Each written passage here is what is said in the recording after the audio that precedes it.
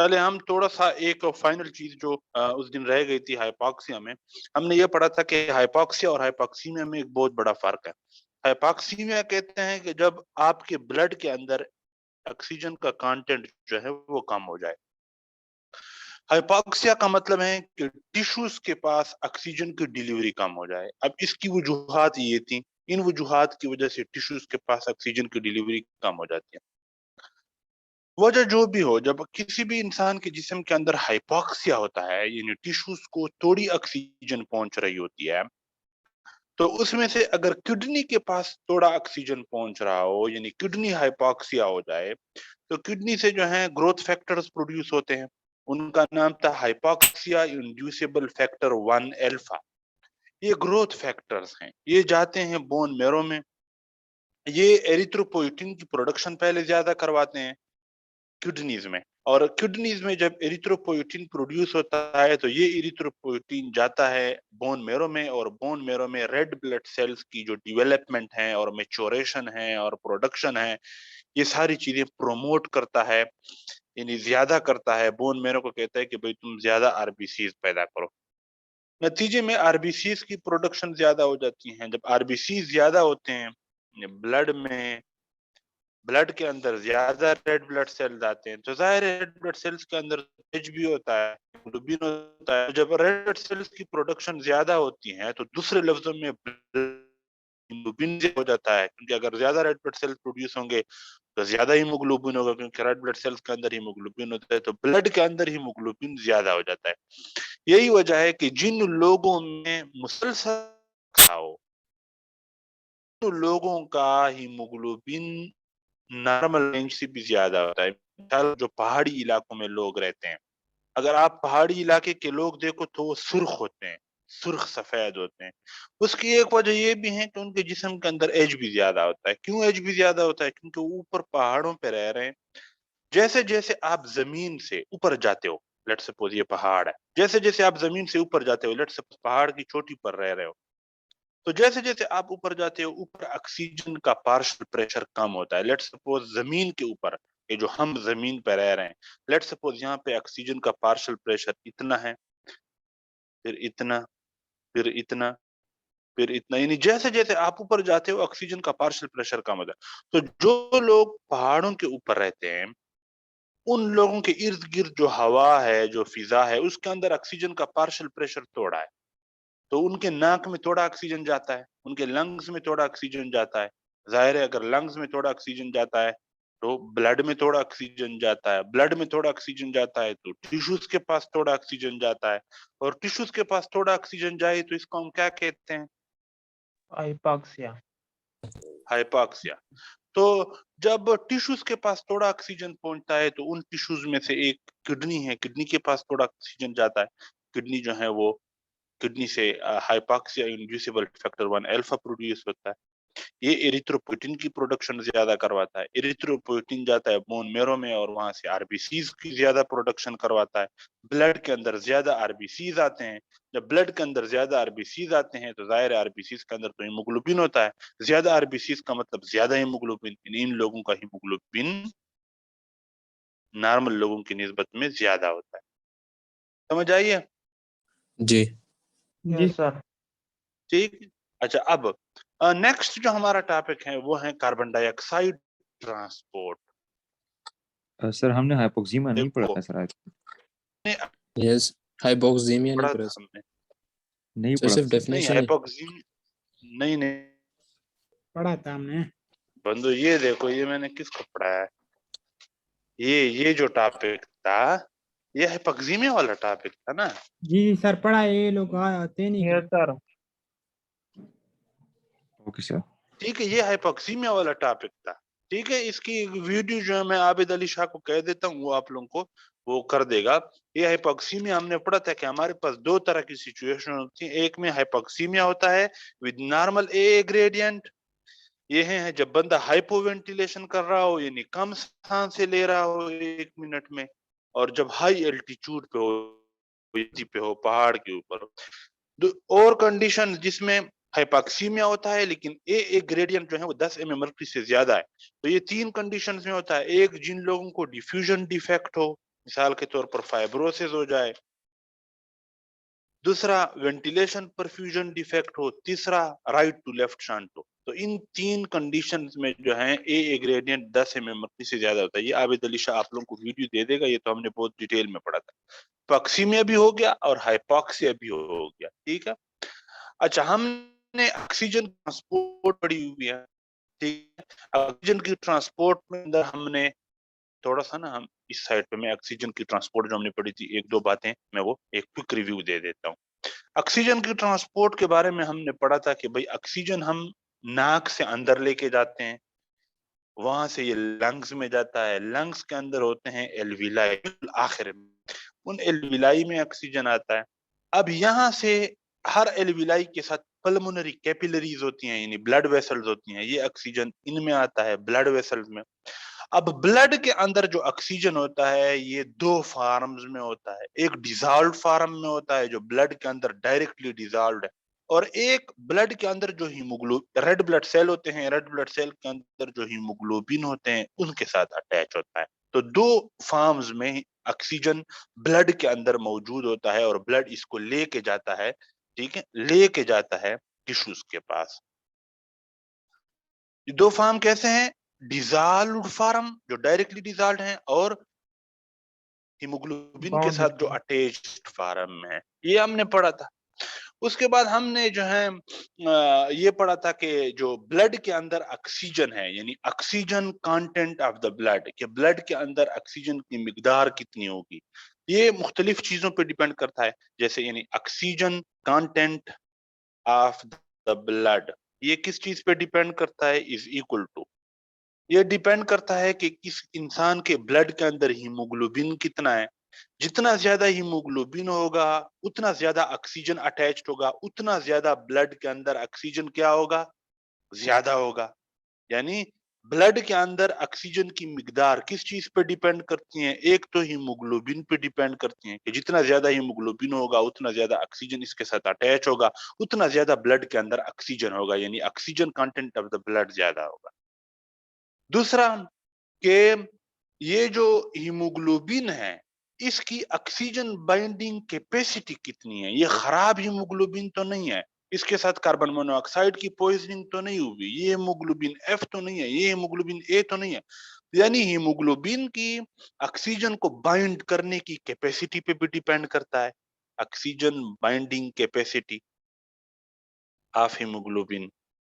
जितनी हीमोग्लोबिन की oxygen binding capacity ज्यादा होगी, यानी ये ज्यादा ऑक्सीजन को बाइंड कर सकेगा, उतना ज्यादा ब्लड के अंदर ऑक्सीजन होगा। जितना ज्यादा हीमोग्लोबिन होगा उतना oxygen content of the blood ज्यादा होगा। जितनी हीमोग्लोबिन की ऑक्सीजन बाइंडिंग कैपेसिटी ज्यादा होगी उतनी oxygen content of the blood ज्यादा होगा। तीसरी चीज, percent saturation multiplied by percent saturation. जितना हीमोग्लोबिन ज्यादा सेचुरेटेड होगा, यानी हीमोग्लोबिन ने ज्यादा ऑक्सीजन अटैच किया हुआ होगा अपने साथ, उतना oxygen content of the blood ज्यादा होगा, मल्टीप्लाइड बाय डिसॉल्व्ड ऑक्सीजन। जितना ये डिसॉल्व्ड फॉर्म में ऑक्सीजन है जो ब्लड के अंदर डायरेक्टली डिसॉल्व्ड है, जितना ये ज्यादा होगा उतना oxygen content of the blood ज्यादा होगा। ये हमने पढ़ा था। फिर हमने ये पढ़ा था कि ऑक्सीजन और हीमोग्लोबिन के दरमियान जो मोहब्बत की कर्व होती हैं, जिसको हम हीमोग्लोबिन ऑक्सीजन डिसोसिएशन कर्व कहते हैं, ठीक है, तो नॉर्मली इस तरह होती हैं, सिग्मॉइड शेप। इसका हमने पढ़ा था कि इसमें हमारे पास 2 तरह के शिफ्ट होते हैं, ये नॉर्मल है। अगर ये इस तरह हो जाए तो हम इसको लेफ्ट शिफ्ट कहते हैं, और ये लेफ्ट शिफ्ट कहाँ पे होती हैं? लंग्स में होती हैं। और ये कब होती हैं? जब हीमोग्लोबिन और ऑक्सीजन के दरमियान लव ज्यादा हो जाए। और वो कहाँ पे होता है? लंग्स में। लंग्स में क्यों हीमोग्लोबिन और ऑक्सीजन के दरमियान लव ज्यादा हो जाता है? क्योंकि लंग्स में बहुत ज्यादा ऑक्सीजन बाहर से आ रही है। तो जब ऑक्सीजन बहुत ज्यादा है, ये बहुत ज्यादा ऑक्सीजन जब ब्लड में आती है, तो हीमोग्लोबिन जब देखता है कि ये तो ऑक्सीजन बहुत ज्यादा है, तो हीमोग्लोबिन और ऑक्सीजन एक दूसरे के साथ टाइटली बाइंड हो जाते हैं, यानी इनकी मोहब्बत एक दूसरे के लिए ज्यादा हो जाती है। इसको हम कहते हैं लेफ्ट शिफ्ट। ये नॉर्मल कारों से लेफ्ट साइड पे चला गया, ये लेफ्ट शिफ्ट। इसके बाद राइट शिफ्ट था। राइट शिफ्ट कहाँ पे होता है? राइट शिफ्ट जब ये इस तरह हो जाए तो ये राइट शिफ्ट है। राइट शिफ्ट का मतलब ये है कि एक तो ये टिश्यू में होता है, टिश्यूज में होता है। इसका मतलब ये है कि हीमोग्लोबिन और ऑक्सीजन के दरमियान लव क्या हो गया है? कम। यहाँ पे लेफ्ट शिफ्ट में लव ज्यादा हो जाता है, हीमोग्लोबिन और ऑक्सीजन के दरमियान लव ज्यादा हो जाता है, यानी वो एक दूसरे को टाइटली बाइंड कर लेते हैं। टिश्यूज में राइट शिफ्ट हो जाता है, कारो राइट की तरफ शिफ्ट हो जाता है, और हीमोग्लोबिन और ऑक्सीजन के दरमियान जो लव होता है वो क्या हो जाता है? कम हो जाता है। कम हो जाता है। तो जब लव कम हो जाता है तो ऑक्सीजन जो है वो हीमोग्लोबिन से डिटैच हो जाता है, वहां से निकल के कहाँ आ जाता है? टिश्यूज में आ जाता है। देखो, राइट शिफ्ट टिश्यूज में होता है, टिश्यूज में होता है राइट शिफ्ट, और हीमोग्लोबिन और ऑक्सीजन के दरमियान मोहब्बत खत्म हो जाती है, कम हो जाती है। तो जब कम हो जाती है तो हीमोग्लोबिन अलग रह जाता है और ऑक्सीजन यहाँ से निकल जाता है और टिश्यूज में आ जाता है। ये टिश्यू यानी अनलोडिंग ऑफ हीमोग्लोबिन हो जाती है, या unloading of oxygen, oxygen unload हो गया। जबकि लंग्स में ऑक्सीजन लोड होता है, हीमोग्लोबिन के ऊपर लोड होता है, हीमोग्लोबिन के ऊपर अटैच होता है। बहरहाल ये हमने पढ़ा था ऑक्सीजन ट्रांसपोर्ट।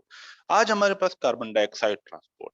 देखो यहाँ पे ये आपके पास लेट सपोज हार्ट है, तो हार्ट से ब्लड आता है मुख्तलिफ टिश्यूज में, लेट सपोज ये टिश्यूज है, टिश्यूज से ब्लड वापस जाता है वेन्स के थ्रू हार्ट, फिर हार्ट इसको भेजता है लंग्स के पास, लंग्स इसको ऑक्सीजनेट करता है, ऑक्सीजनेट करने के बाद लंग्स दोबारा इसको हार्ट के पास भेजता है, हार्ट दोबारा ऑक्सीजनेटेड ब्लड को पास पड़ा हुआ है। अब बेसिकली ये जो टिश्यूज हैं, ये टिश्यूज में, इन टिश्यूज में मेटाबॉलिज्म हो रही होती है, और मेटाबॉलिज्म का एक प्रोडक्ट है कार्बन डाइऑक्साइड, एक वेस्ट प्रोडक्ट है कार्बन डाइऑक्साइड, ये टिश्यूज के अंदर प्रोड्यूस हो रहा होता है।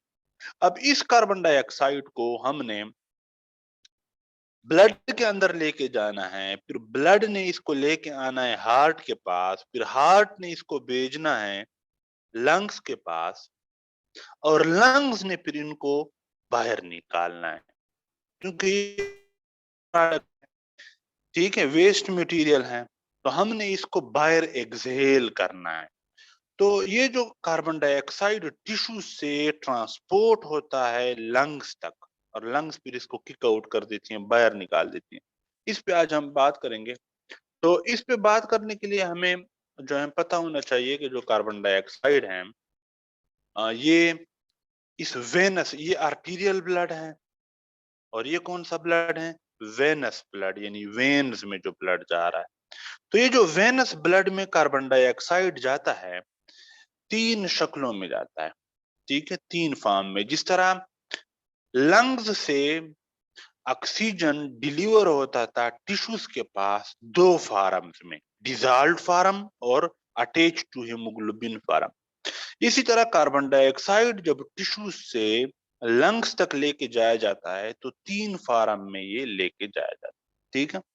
अब पहली फॉर्म होती है डिसॉल्व्ड फॉर्म, जिस तरह यहाँ पे ऑक्सीजन डिसॉल्व्ड फॉर्म में था ना, थोड़ी मिकदार में, इसी तरह कार्बन डाइऑक्साइड भी डिसॉल्व्ड फॉर्म में लेके जाया जाता है, यानी कार्बन डाइऑक्साइड आता है और ये ब्लड के अंदर डिसॉल्व हो जाता है, ठीक है। तो एक तो हो गई डिसॉल्व फॉर्म, ये होती हैं स्मॉल अमाउंट, बहुत थोड़ी मिकदार में। जिस तरह बहुत थोड़ी मिकदार में ऑक्सीजन डिसॉल्व फॉर्म में होता था, जो मेजर ऑक्सीजन था वो कौन से फॉर्म में डिलीवर होता था टिश्यूज के पास? Binded to haemoglobin. इसी तरह कार्बन डाइऑक्साइड की जो ट्रांसपोर्ट है बहुत थोड़ी मिकदार में, स्मॉल अमाउंट में, ये डिसॉल्व फॉर्म में होता है, यानी ब्लड के अंदर डायरेक्टली डिसॉल्व होता है। थोड़ी मिकदार में ये होता है in the form of carbamino haemoglobin. कौन सा हीमोग्लोबिन? कार्बामाइनो हीमोग्लोबिन। अब नाम से जाहिर है कार्बामाइनो हीमोग्लोबिन का मतलब ये है कि carbon dioxide attached to the haemoglobin, small amount.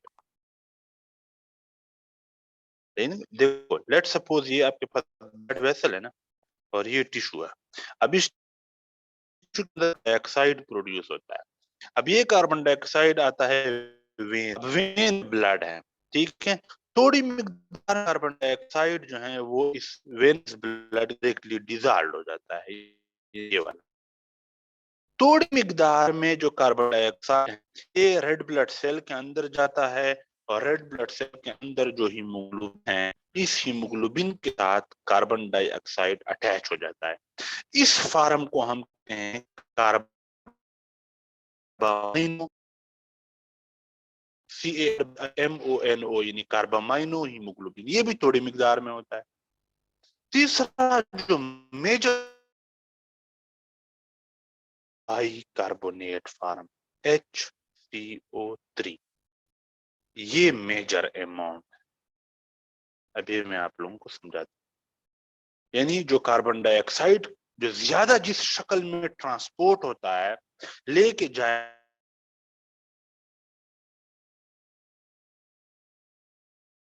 इसी में यहाँ पे ड्रा कर देते हैं।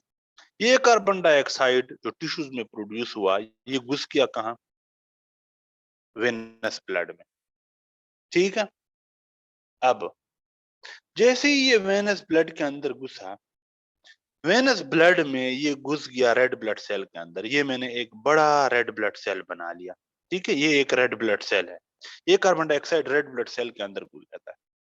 जैसे ही ये carbon dioxide red blood cell के अंदर घुसता है, ये कार्बन डाइऑक्साइड H2O के साथ मिलता है, यानी कार्बन डाइऑक्साइड जमा H2O।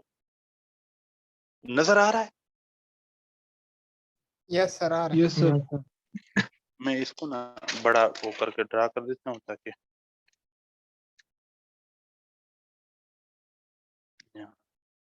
लेट सपोज ये ब्लड वेसल है, ठीक है। ये इस ब्लड वेसल के अंदर एक रेड ब्लड सेल है। ये टिश्यू है। टिश्यूज में कार्बन डाइऑक्साइड प्रोड्यूस हुआ, ब्लड वेसल के अंदर यानी वेन के अंदर चला गया। वेन से ये चला गया कहाँ पे? रेड ब्लड सेल में। ये रेड ब्लड सेल है।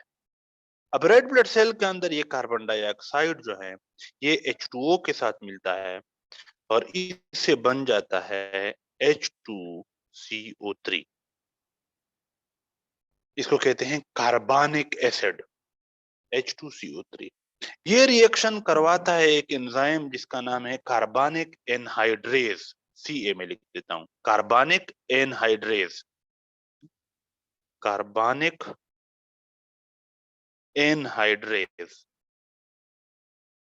ये एंजाइम होता है, एज। तो CO2 और H2O मिलते हैं कार्बनिक एनहाइड्रेज एंजाइम की मौजूदगी में और इस रिएक्शन से बन जाता है H2CO3 यानी कार्बनिक एसिड। ये कहां पे हुआ? ये रेड ब्लड सेल के अंदर हुआ। रेड ब्लड सेल कहां पे है? ब्लड वेसल में, ब्लड के अंदर है। अब H2CO3 जैसे ही बना ये दोबारा टूट जाता है, कैटालाइज हो जाता है into hydrogen ion plus HCO3 negative. देखो ना, H2CO3 नहीं, दो हाइड्रोजन है ना, तो एक हाइड्रोजन अलग हो गया और दूसरा हाइड्रोजन ये वाला हो गया, तो एक H पॉजिटिव बन गया और दूसरा एक H रह गया, वो H और CO3 इन्होंने मिलके HCO3 बना लिया। समझ आई है यहाँ पे या नहीं आई? Yes Right. ये जो HCO3 है, ये HCO3 ये बाहर निकल जाता है ब्लड में और इसकी जगह पे क्लोरीन अंदर आ जाता है, Cl नेगेटिव। बाहर से क्लोरीन अंदर आ जाता है, वो भी नेगेटिव है, और इस नेगेटिव के बदले में HCO3 नेगेटिव बाहर चला जाता है। ये HCO3 जो है ये ब्लड में फिर ट्रांसपोर्ट होता है। यहाँ पे इधर मैंने ड्रा किया था, एक मिनट,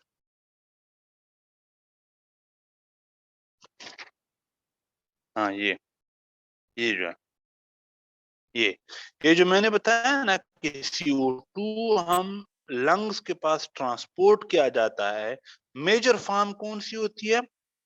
HCO3 HCO3 HCO3 की शक्ल में। अब ये HCO3 यानी है HCO3, ये HCO3 आता है आता है आता है आता है आता है लंग्स में। फिर वहां पे क्या होता है इस पे हम बात करेंगे, लेकिन हमें पता चला कि कार्बन डाइऑक्साइड टिश्यूज के अंदर प्रोड्यूस होता है, ये आता है वेनस ब्लड में। वेनस ब्लड के जरिए से इसको हम ट्रांसपोर्ट करते हैं लंग्स के पास। अब ये जो ट्रांसपोर्ट है ये 3 फॉर्म में होती है। एक, कार्बन डाइऑक्साइड डायरेक्टली ब्लड के अंदर डिजॉल्व है, यानी डिजॉल्व फॉर्म, ये थोड़ा सा होता है, स्मॉल अमाउंट।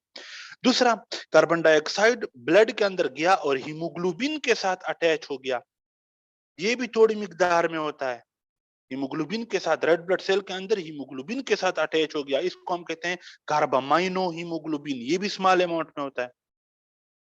तीसरा शक्ल है बाइकार्बोनेट, ये मेजर फॉर्म है। ये कार्बन डाइऑक्साइड ब्लड वेसल यानी वेनस ब्लड में गया, ये वेनस ब्लड में गया, वेनस ब्लड के अंदर रेड ब्लड सेल था, रेड ब्लड सेल के अंदर घुस गया, रेड ब्लड सेल में हीमोग्लोबिन के साथ अटैच नहीं हुआ बल्कि H2O के साथ रिएक्शन किया, कार्बनिक एनहाइड्रेस की मौजूदगी में H2CO3 बनाया, H2CO3 टूट गया into hydrogen ion and HCO3 negative. ये HCO3 negative red blood cell से बाहर ब्लड में निकल गया, ब्लड वेसल के अंदर ही ब्लड में, और इसके बदले में क्लोरीन अंदर आ गया, इसको कहते हैं क्लोराइड शिफ्ट। कौन सा शिफ्ट? Chloride shift. ये हमारे पेपर में ये क्वेश्चन आया हुआ था कि क्लोराइड शिफ्ट कहां पे होता है, लंग्स में होता है या टिश्यू में होता है, कहां पे हो रहा है ये? टिश्यू में। टिश्यूज में कार्बन डाइऑक्साइड प्रोड्यूस हुआ, ये टिश्यूज में कार्बन डाइऑक्साइड प्रोड्यूस हुआ, ये कार्बन डाइऑक्साइड वेनस ब्लड में गया, वेनस ब्लड के अंदर रेड ब्लड सेल में घुस गया, रेड ब्लड सेल में ये काम हुआ, HCO3 बाहर निकला, इसके बदले में क्लोरीन रेड ब्लड सेल के अंदर चला गया, इसको कहते हैं क्लोराइड शिफ्ट। ये कहां पे हो रहा है? ये यहाँ पे हो रहा है, टिश्यूज के साथ जो वेनस ब्लड है यहाँ पे हो रहा है। अब ये बाइकार्बोनेट जो है ये आता है आता है आता है आता है ब्लड के अंदर, राइट एट्रियम, राइट वेंट्रिकल से पल्मोनरी आर्टरी के थ्रू लंग्स में। समझ आ रही है या नहीं आ रही? सर आ रही है। अच्छा, अब जब ये लंग्स में जाता, अच्छा हाँ, एक और चीज का आप लोगों ने नहीं पूछा कि HCO3 तो बाहर निकल गया, ये वाला HCO3, ये जो पीछे, और इसके बदले में क्लोरीन अंदर आ गया, इसको हमने कहा क्लोराइड शिफ्ट। ये जो हाइड्रोजन आयन बना हुआ था इसका क्या होगा? ये कौन सी जगह है? ये रेड ये क्या है? ब्लड ये रेड ब्लड सेल है। रेड ब्लड सेल के अंदर हीमोग्लोबिन होता है ना, रेड ब्लड सेल के अंदर हीमोग्लोबिन होता है, तो ये जो हाइड्रोजन आयन है ना, ये हीमोग्लोबिन के साथ अटैच हो जाता है। ठीक है, हम कहेंगे कि ये जो हाइड्रोजन आयन है, this hydrogen ion is buffered by haemoglobin. और ये हीमोग्लोबिन कौन सा हीमोग्लोबिन है? ऑक्सी हीमोग्लोबिन है या डीऑक्सी हीमोग्लोबिन है? इसके साथ ऑक्सीजन अटैच है या ऑक्सीजन अटैच नहीं है? ऑक्सीजन अटैच है। ऑक्सीजन अटैच नहीं है अल्लाह के बंदे, ये नहीं है टिश्यूज सर, की बात हो रही है। हाइड्रोजन तो अटैच है। टिश्यूज के पास जब रेड ब्लड सेल पहुंचा है तो हीमोग्लोबिन से ऑक्सीजन रिलीज हो गया था।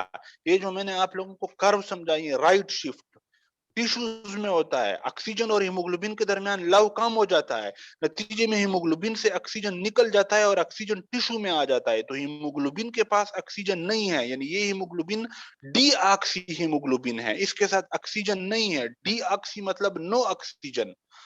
तो ये जो हीमोग्लोबिन है ये वाला, ये कौन सा हीमोग्लोबिन है? डीऑक्सी हीमोग्लोबिन है। हम कहेंगे कि कार्बन डाइऑक्साइड जो अंदर गया था रेड ब्लड सेल में, इसमें रिएक्शन हुए थे, आखिर में HCO3 नेगेटिव और हाइड्रोजन आयन पैदा हुए थे। HCO3 negative red blood cell से निकल के ब्लड में आ गया, इसके बदले में क्लोरीन अंदर आ गया, इसको हमने क्लोराइड शिफ्ट का नाम दिया। जो हाइड्रोजन आयन बना था, this hydrogen ion is buffered by deoxy haemoglobin. समझ आई? Yes sir. अब ये ब्लड जब पहुंचता है, ये ब्लड जब पहुंचता है लंग्स के पास, ठीक है, ये ब्लड जब पहुंचता है लंग्स के पास, अब मैं यहाँ पे ब्लड वेसल ड्रा कर देता हूं और इधर एल्विलाई ड्रा कर देता हूं। एल्विलाई का क्या मतलब है? ये कहां की बात हो रही है? लंग्स की बात हो रही है, ठीक है। ये ब्लड वेसल है। अब यहाँ पे क्या मौजूद था? ब्लड के अंदर क्या आ रहा है? सर HCO3 HCO3 आ रहा है ना। Yes sir. Yes sir. ये जो HCO3 ये बाहर हमने रिलीज किया था, ये HCO3 ब्लड के अंदर, इस ब्लड के अंदर ये HCO3 आ रहा है, आ रहा है, आ रहा है, आ रहा है, लंग्स में आ गया। लंग्स में मतलब लंग्स में जो ब्लड वेसल है इसमें आ गया HCO3। यहाँ पे काम हो जाता है उल्टा। यहाँ पे क्या होता है कि ये रेड ब्लड सेल है ना, रेड ब्लड सेल में के अंदर HCO3 दोबारा घुस जाता है और क्लोरीन को कहता है कि भाईजान HCO3 नेगेटिव, क्लोरीन को कहता है कि तुम क्या करो, वापस बाहर निकलो, मुझे अपनी जगह दे दो। रेड ब्लड सेल के अंदर लंग्स में HCO3 अंदर घुस जाता है और क्लोरीन को बाहर निकाल देता है। इसको हम कहते हैं हेल्डेन इफेक्ट। कौन सा इफेक्ट? हेल्डेन। हेल्डेन इफेक्ट। हेल्डेन इफेक्ट। ये कहां पे होता है? लंग। सर लंग्स में सर। एल्विलाई में। लंग्स में। ये क्वेश्चन भी उन्होंने पूछा हुआ था स्टेप 2 में, हमारा जो स्टेप 2 का एग्जाम था। क्लोराइड शिफ्ट कहां पे होता है तायर? क्लोराइड शिफ्ट उसमें होते हैं सर, रेड ब्लड सेल के अंदर होता था सर, टिश्यूज में। टिश्यूज में जब ब्लड टिश्यूज के पास होता है, जब ब्लड टिश्यूज, ये टिश्यू है, टिश्यू के अंदर कार्बन डाइऑक्साइड बना, टिश्यू से ये कार्बन डाइऑक्साइड ब्लड में आया, तो यहां पे होता है क्लोराइड शिफ्ट। हेल्डेन इफेक्ट कहां पे होता है? हेल्डेन इफेक्ट यहां पे होता है लंग्स में। ये हेल्डेन इफेक्ट लंग्स में हो रहा है। ये एल्विलाई है, एल्विलाई लंग्स में होती है। हेल्डेन इफेक्ट लंग्स में होता है। क्लोराइड शिफ्ट कहां होता है? टिश्यूज में। टिश्यू में। टिश्यू में। हेल्डेन इफेक्ट का क्या मतलब है कि HCO3 नेगेटिव घुस गया रेड ब्लड सेल में और रेड ब्लड सेल से क्लोरीन बाहर निकल आया। इसको हम क्या कहते हैं? हेल्डेन। हेल्डेन। हेल्डेन इफेक्ट। अब HCO3 रेड ब्लड सेल के अंदर घुस गया ना, अब अंदर ये रिएक्शन दोबारा उल्टा हो जाएगा। HCO3 अंदर घुस गया है ना, अब ये HCO3 और ये हाइड्रोजन आयन जो हीमोग्लोबिन के साथ अटैच हो गया था। देखो ये कंफ्यूजन में आप लोगों की क्लियर कर दूं, बड़ा डायग्राम। ये लंग्स है ना, ये लंग्स है, ये एल्विलाई मैंने बना दिया, जाहिर है ये लंग्स की बात हो रही है। ये है रेड ब्लड सेल। लंग्स में ऑक्सीजन आया, ऑक्सीजन आया ब्लड में और ब्लड से ये अंदर आया ऑक्सीजन रेड ब्लड सेल में। इस लंग्स के अंदर जो ब्लड आ रहा था, इसमें बाहर क्या मौजूद था? HCO3 negative.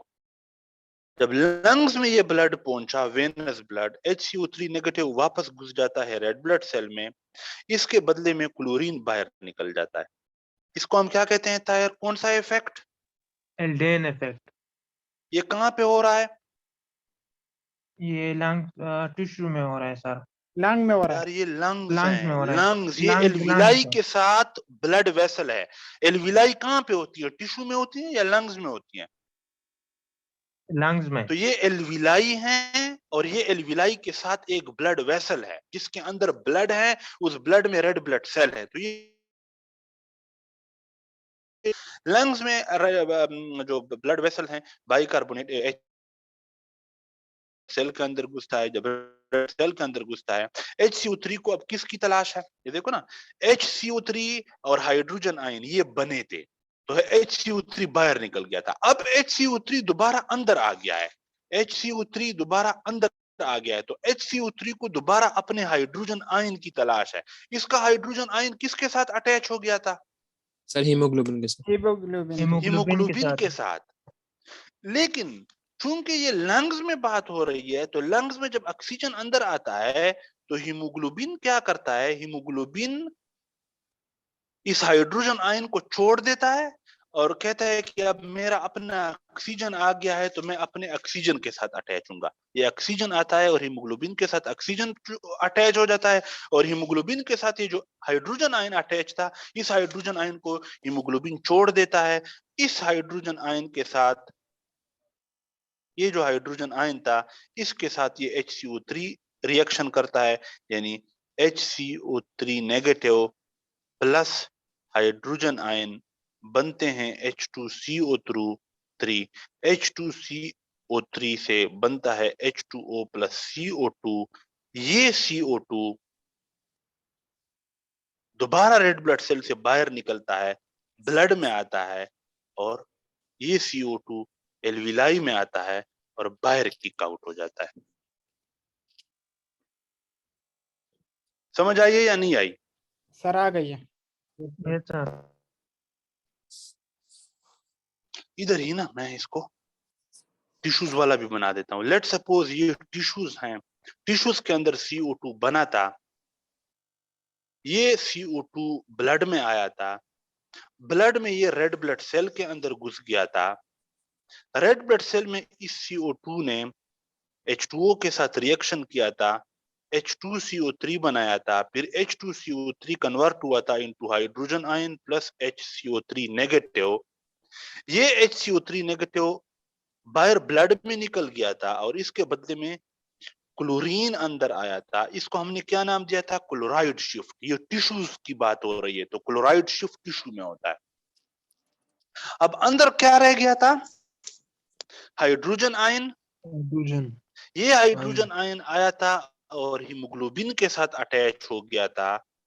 हमने कहा था कि the hydrogen ion is buffered by haemoglobin, और ये हीमोग्लोबिन कौन सा हीमोग्लोबिन है? डीऑक्सी हीमोग्लोबिन, यानी इसके साथ ऑक्सीजन नहीं है क्योंकि इसका ऑक्सीजन तो टिश्यूज के पास आ गया है। ठीक है, तो हीमोग्लोबिन कौन सा हीमोग्लोबिन है? Deoxy haemoglobin. The hydrogen ion is buffered by deoxy haemoglobin. ये आ रहे थे आ रहे थे आ रहे थे, अब लंग्स में आ गए। लंग्स में ये सारे रिएक्शन अपोजिट हो जाते हैं, यानी यहाँ पे HCO3 बाहर निकला था ना, जबकि लंग्स में जब ये आते हैं तो HCO3 दोबारा रेड ब्लड सेल के अंदर घुसता है। यहाँ पे हाइड्रोजन आयन और HCO3 बने थे ना, तो ये HCO3 और हाइड्रोजन आयन ये दोनों मिलते हैं, यानी HCO3 और हाइड्रोजन आयन मिलते हैं, H2CO3 बनता है। H2CO3 H2CO3 टूटता है इनटू H2O प्लस CO2, जिस तरह H2CO3 बना था H2O प्लस CO2 से, तो यहाँ पे दोबारा ये टूटता है into H2O plus CO2। CO2 red blood cell से निकल के ब्लड में आता है, ब्लड से ये निकल के डिफ्यूजन के थ्रू एल्विलाई में, और एल्विलाई से ये बाहर निकल जाता है। तो ये देखो, ये जो टिश्यूज के अंदर कार्बन डाइऑक्साइड बना था, ये आपने इस तरह करते करते एल्विलाई के जरिए से बाहर निकाल दिया। अब टिश्यू से लंग्स तक इसकी जो ट्रांसपोर्ट थी, ये 3 फार्म में थी। एक फार्म में ये जो ऑक्सीजन, ये जो कार्बन डाइऑक्साइड प्रोड्यूस हुआ, ये डायरेक्टली इस ब्लड के अंदर डिजॉल्व हो गया था, ये थोड़ी मिकदार में था। एक जो ही कार्बन डाइऑक्साइड था वो आया था, और ये कार्बन डाइऑक्साइड जो है हीमोग्लोबिन के साथ, रेड ब्लड सेल के अंदर जो हीमोग्लोबिन है, थोड़ी मिकदार में इस हीमोग्लोबिन के साथ अटैच हो गया था। इसको हमने कहा था कार्बामाइनो हीमोग्लोबिन, और तीसरा है HCO3 की शक्ल में। तो डायरेक्टली डिजॉल्व्ड फॉर्म में भी थोड़ी मिकदार में, हीमोग्लोबिन के साथ अटैच्ड फॉर्म यानी कार्बामाइनो हीमोग्लोबिन की शक्ल में भी थोड़ी मिकदार में, और मेनली HCO3 की शक्ल में टिश्यू से कार्बन डाइऑक्साइड को लंग्स में लाया गया, लंग्स में इसको फिर पिक आउट कर दिया। ये कार्बन डाइऑक्साइड की ट्रांसपोर्ट थी। समझ आई है इसकी या नहीं आई? सर आ गई है। Yes sir. Yes sir. ठीक है, टाइम कितना रहता है? सर 1 मिनट है। चलें, ये काफी है या मजीद पढ़ते हैं? सर काफी है या और? सर काफी है। नहीं सर, और पढ़ते हैं सर। चलें, थोड़ा थोड़ा सा कर लेते हैं। नेक्स्ट लिंक मुझे आप सेंड करो ना, नेक्स्ट लिंक। चलें, तो ये जो है बात हो रही है टिश्यूज की, टिश्यूज की। तो ये पेन में साइड पे कर लेता हूँ ये, और ये हैं, ये टिश्यूज हैं, ये लंग्स हैं। टिश्यूज में आपके पास क्लोराइड शिफ्ट होता है, यानी HCO3 बाहर निकलता है और इसके बदले में क्लोरीन रेड ब्लड सेल के अंदर जाता है। क्लोराइड शिफ्ट ये टिश्यूज में हो रहा है। और लंग्स में हेल्डेन इफेक्ट होता है। हेल्डेन इफेक्ट क्या है कि HCO3 रेड ब्लड सेल के अंदर घुसता है और इसके बदले में क्लोरीन वापस बाहर निकलता है। तो अपोजिट ये हेल्डेन इफेक्ट है, ये लंग्स में हो रहा है। बहरहाल ये हमने पढ़ लिया। लंग्स से टिश्यूज में जो कार्बन डाइऑक्साइड प्रोड्यूस हुआ था इसको हम ट्रांसपोर्ट करके लंग्स में ले आए हैं और लंग्स में एल्विलाई के जरिए से हमने इसको बाहर निकाल दिया। तो सर, जब मेजर हमारे फॉर्म पास ट्रांसपोर्ट होती हैं। जी जी सर जब हमारे पास क्लोराइड शिफ्ट हुई थी तो सर जब हमारे पास H2CO3 वहां पे बना तो कार्बनिक एनहाइड्राइज एंजाइम्स ने हमारी हेल्प की थी सर H2CO3 बनाने में। हाँ सर हाँ, जब एल्वुलाई से ऑक्सीजन आएगी तो उधर कोई एंजाइम यूज नहीं होगा। यहाँ पर भी कार्बनिक एनहाइड्रेज एंजाइम हेल्प करता है, ये जो रिएक्शन है। ठीक है, ओके सर। ऑक्सीजन आया रेड ब्लड सेल के अंदर घुसा, रेड ब्लड सेल के अंदर ऑक्सीजन हीमोग्लोबिन के साथ अटैच हो गया, नतीजे में हीमोग्लोबिन के साथ यहाँ पे जो H अटैच था ना वो H हीमोग्लोबिन ने रिलीज कर दिया, छोड़ दिया, ये वो H है। बल्कि हीमोग्लोबिन ने H हाइड्रोजन आयन को छोड़ दिया, इसके बदले में ऑक्सीजन को अपने साथ अटैच कर लिया। इस हाइड्रोजन आयन के साथ इस HCO3 नेगेटिव ने रिएक्शन किया, यानी HCO3 negative plus hydrogen ion H2CO3 बना। ये भी कार्बनिक एनहाइड्रेज एंजाइम की मौजूदगी में। फिर H2CO3 से H2O प्लस कार्बन डाइऑक्साइड ये रेड ब्लड सेल से निकला ब्लड में और ब्लड से ये बाहर निकल गया। अच्छा, ये नेक्स्ट हमारे पास जो टॉपिक है वो है पल्मोनरी सर्कुलेशन। देखो हमें पता है कि पल्मोनरी सर्कुलेशन कौन से वेंट्रिकल का कार्डियक आउटपुट है? Right ventricle. लेफ्ट का, राइट का? राइट का। राइट। हमें पता है हमारे पास ये हमारे पास लेट सपोज हार्ट है, तो जो लेफ्ट वेंट्रिकल है इससे तो निकलता है एआर्टा और ये पूरे जिस्म को ब्लड की सप्लाई करता है। इसको हम कहते हैं सिस्टेमिक सर्कुलेशन, यानी सारे सिस्टम्स को ब्लड सर्कुलेट करता है। Digestive system, respiratory system, nervous system, सारे जितने भी जिस्म के अंदर सिस्टम, ये लेफ्ट वेंट्रिकल का आउटपुट है सिस्टेमिक सर्कुलेशन। और राइट वेंट्रिकल का जो आउटपुट है राइट वेंट्रिकल का, इसको हम कहते हैं पल्मोनरी सर्कुलेशन। क्यों? क्योंकि ये लंग्स के पास जाता है। तो पल्मोनरी सर्कुलेशन जो है ये लंग्स के पास जो है ब्लड आता है। तो हम ये कहेंगे कि हमारे पास जो लेफ्ट राइट वेंट्रिकल, ये राइट वेंट्रिकल है, इसका जो आउटपुट है this is called pulmonary circulation. अब जिस तरह सिस्टेमिक सर्कुलेशन के अंदर एक प्रेशर भी होता है, systolic blood pressure, diastolic blood pressure, resistance भी होती हैं, ठीक है, इसी तरह पल्मोनरी सर्कुलेशन के अंदर भी जो ब्लड जा रहा है ये भी एक खास प्रेशर के साथ जाता है। उस प्रेशर को हम क्या कहते हैं?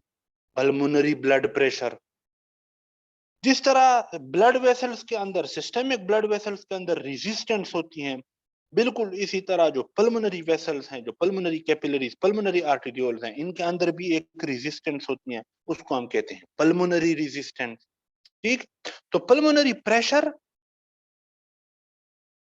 और पल्मोनरी रेजिस्टेंस, थोड़ा सा हम इसके ऊपर बात करते हैं। जो सिस्टेमिक प्रेशर था हमारे पास ये कितना था? ये हमारे पास सिस्टोलिक 100। ब्लड प्रेशर 120 था, डायस्टोलिक प्रेशर तकरीबन 80 था। तो इन दोनों का अगर एवरेज निकाल लो 100, तो हम कहते हैं कि हमारे पास जो सिस्टेमिक सर्कुलेशन के अंदर ब्लड का प्रेशर है वो तकरीबन 100 mm मर्करी है, mmHg। इसी तरह अगर पल्मोनरी सर्कुलेशन के प्रेशर की बात की जाए तो ये हमारे पास एवरेज जो पल्मोनरी प्रेशर है पीपी, ये हमारे पास एवरेज 15 mm मर्करी है।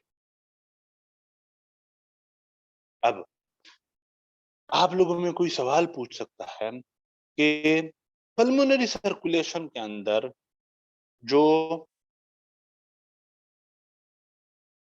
प्रेशर है वो इतना थोड़ा क्यों है as compare to systemic circulation के जहां पे प्रेशर 100 mm मर्करी है?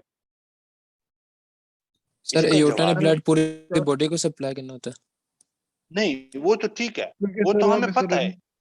वजह क्या है? वजह, इसकी वजह ये है कि जो सिस्टेमिक सर्कुलेशन के ब्लड वेसल्स होते हैं, इन ब्लड वेसल्स की दीवारें बहुत थिक होती हैं, मोटी होती हैं। तो इन मोटे ब्लड वेसल्स के अंदर जब ब्लड जाता है तो ब्लड का प्रेशर बढ़ जाता है, इसलिए सिस्टेमिक सर्कुलेशन का प्रेशर ज्यादा है। पल्मोनरी आर्टरीज और पल्मोनरी कैपिलरीज की दीवारें बहुत थिन होती हैं, इसलिए इनके अंदर जब ब्लड जाता है तो ये इतना ज्यादा प्रेशर जेनरेट नहीं होता थिन ब्लड वेसल्स की वजह से। हम कहेंगे कि the pressure in the pulmonary circulation या pulmonary pressure is 15 mmHg. It is much low than the systemic circulation because the walls of the blood vessels in the pulmonary circulation, जो pulmonary circulation में जो blood vessels हैं उनकी दीवारें बहुत thin हैं, इसलिए इन blood vessels के अंदर pressure थोड़ा है as compared to systemic circulation कि जिसके जो blood vessels हैं उनकी दीवारें बहुत thick हैं, इसलिए वहां पे pressure बहुत ज्यादा है blood का। एक तो हो गई है। अब जो resistance है, सिस्टेमिक जो सर्कुलेशन है इसके अंदर जो रेजिस्टेंस हैं वो होती हैं ज्यादा, जेड मतलब ज्यादा, जब जो पी आर यानी पल्मोनरी रेजिस्टेंस होती हैं ये होती हैं लो। थोड़ी सी रेजिस्टेंस और थोड़ा सा प्रेशर, पल्मोनरी प्रेशर भी थोड़ा है as compare to systemic pressure, pulmonary resistance भी लो है, थोड़ी है as compare to systemic resistance जो कि ज्यादा है। अब पल्मोनरी रेजिस्टेंस थोड़ी है, इसकी वजह यह है क्योंकि यहाँ पे पल्मोनरी सर्कुलेशन के अंदर जो कैपिलरीज हैं, ये कैपिलरीज हैं, ये पैरेलल में अरेंज होती है। तो जब ब्लड यहाँ पे आता है तो इसके सामने इतने सारे कैपिलरीज हैं तो ब्लड इनके अंदर घुस जाता है इजीली, यानी इनको मुखालफत जो है, रेजिस्टेंस जो है वो इतनी ज्यादा नहीं। जितनी भी कैपिलरीज हैं जिनके अंदर ब्लड ने जाना है वो कैपिलरीज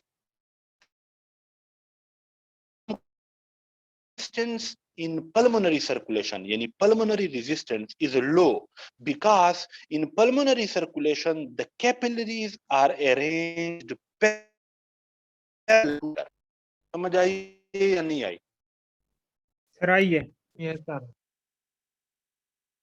ठीक है, यानी पाइप है, मेन पल्मोनरी आर्टरी है, इसके अंदर ब्लड आ रहा है। अब इस ब्लड ने आगे छोटे छोटे पाइपों में जाना है और वो सारे पाइपें इस तरह लगी हुई हैं, तो यहाँ से जो ब्लड आता है वो इजीली इसमें घुस जाएगा, इसमें इसमें इसमें इसमें, यानी इतनी मुखालफत का सामना नहीं होगा क्योंकि आगे जो पाइप पड़े हैं, जो कैपिलरीज पड़ी हैं वो एक दूसरे के पैरेलल अरेंज्ड हैं। तो ये पैरेलल अरेंजमेंट की वजह से पल्मोनरी सर्कुलेशन के अंदर जो रेजिस्टेंस है यानी पल्मोनरी रेजिस्टेंस ये लो होती है। ठीक है, तीसरी बात कार्डियक आउटपुट की है। राइट वेंट्रिकल का कार्डियक आउटपुट है, this is called pulmonary blood flow, this is exactly equal to the left ventricle. Systemic circulation के अंदर किक आउट करता है, राइट वेंट्रिकल लंग्स के अंदर भेजती है, 4 लीटर भेजती हैं इधर, ये लीटर इधर, अगर ये 1 लीटर तो ये भी 1 लीटर भेजता है इधर। हम कहेंगे कि the cardiac output of the right ventricle is exact equal to the cardiac output of the left ventricle. यहाँ तक इसकी समझ आई है? Yes sir sir. ये रिपीट कर दीजिए यस ये बात। इसका मतलब ये है कि राइट वेंट्रिकल जितना ब्लड पंप करता है, जितनी मिकदार, सर आवाज बंद है आपकी। राइट वेंट्रिकल जितना ब्लड पल्मोनरी सर्कुलेशन के अंदर भेजता है, यानी राइट वेंट्रिकल का जितना कार्डियक आउटपुट है, लेफ्ट वेंट्रिकल भी उतना ही ब्लड सिस्टेमिक सर्कुलेशन में भेजता है, यानी लेफ्ट वेंट्रिकल का कार्डियक आउटपुट और राइट वेंट्रिकल का कार्डियक आउटपुट इक्वल अमाउंट में होता है। ये नहीं है सर आपका वॉइस बंद है।